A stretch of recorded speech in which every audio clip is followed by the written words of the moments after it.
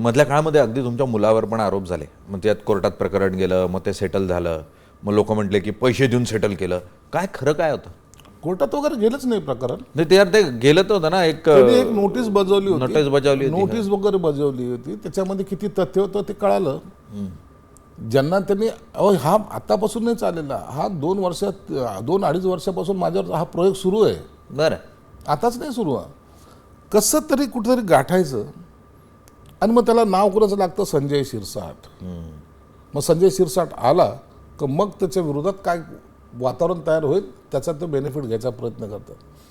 म्हणून ते एक एक प्रकरण तुम्ही आता पाहिले. आलं प्रकरण संपवलं, आलं प्रकरण संपलं, आलं प्रकरण संपलं. हा मॅनेज नाही, त्याच्यात दम नव्हता म्हणून ते सगळे संपलेले. नाही, पण हे बघा ना, बाईचं प्रकरण आरोप होतो, हॉटेलचं प्रकरण, बाई, हॉटेल, बंदूक, पैसा, कसलाच आरोप सुटत नाहीये, प्रत्येक गोष्टीचा आरोप होतोय.